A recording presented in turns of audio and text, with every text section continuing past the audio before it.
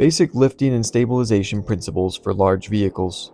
If we have a rip in the side rail starting out down here and we go to lift off the rear of this trailer, it has a chance of collapsing.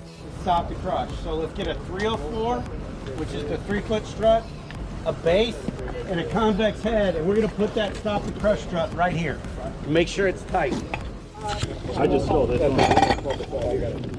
Okay, put that head on. We're going to put this strut as straight up and down as we can right in front of that mud flap. Okay, and then take your hammer, give it a couple of turns to make sure it's tight. Okay, good. So now we've stopped this from coming down. We've got the suspension out of the car. You guys want to look underneath here real quick. And if you were to lift the valve or the lever, it would put air in the bag right here. So I'm going to get out of the way if you guys want to crawl in here and look at it. Right now it's plumbed to an air line that he brought with him. Right at where the air comes out of the air, the line goes into the airbag. I cut that on either side. I put this key with a Schrader valve on here. When we get an inch or so lift off the trailer on the car, tell them to stop. Trailer's starting to lift.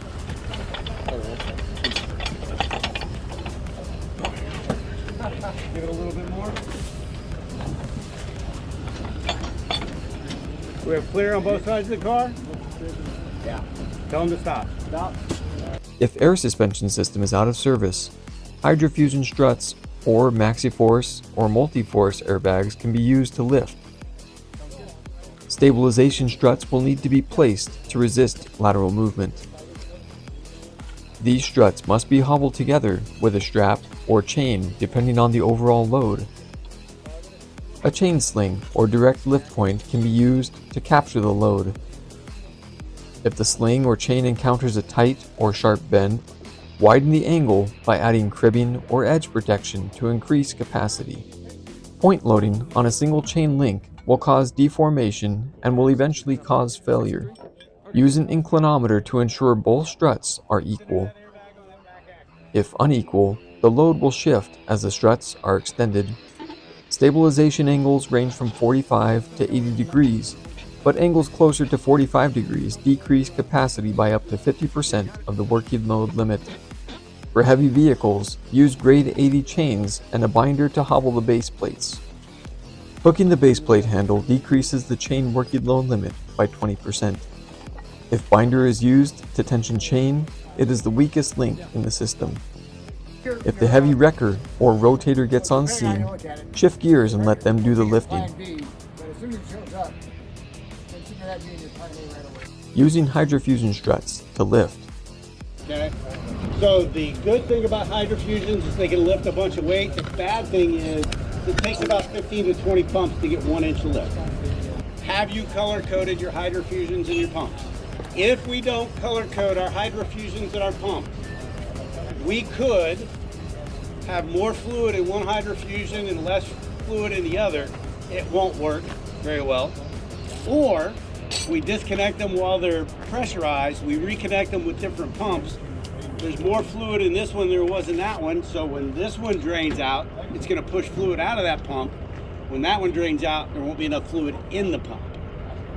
So the hydrofusion and the pump need to be color coded so they're always buried together any incident we go to. And we've seen that before, where the hydrofusion didn't have enough fluid in it because they didn't have them color coded. If we use hydrofusions, we're still probably going to do a belly chain. We can do a frame lift. It's not my favorite way of doing it, but we can.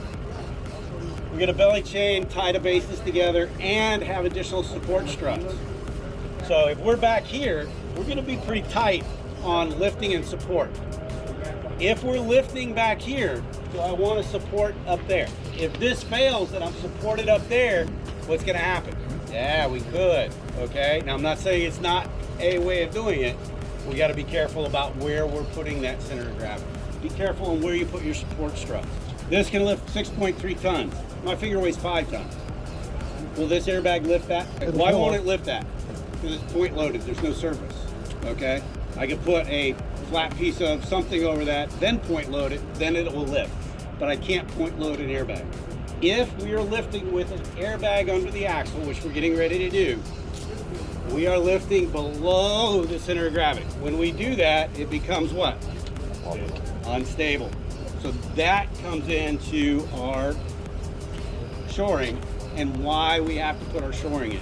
If we go to lift off this rear axle, this front axle is going to drop down. It's going to stay on the ground. Realistically, right now, for the scenario that we've got, that's what we want. I don't want this front axle getting off the ground. If this front axle gets off the ground, how many directions of travel do we have? 6. And what's that fifth wheel plate want to do?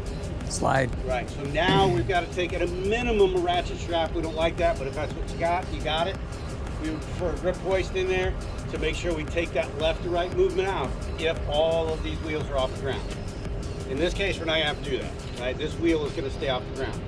The problem is, once we get this thing up in the air, if it's on our support struts can move the weight of this trailer. So even though we've done everything perfect, we get all those wheels off the ground and it wants to start to spin, it will push our struts. There's nothing we can do about it except take that left to right movement out, either by ratchet strap or by grip weight preferably, or by chaining. Go to your local wrecker yard, they'll teach you how to chain if they've got experience. Right, stabilization is 45 to 60, support 60 to 70, close to 70 I like.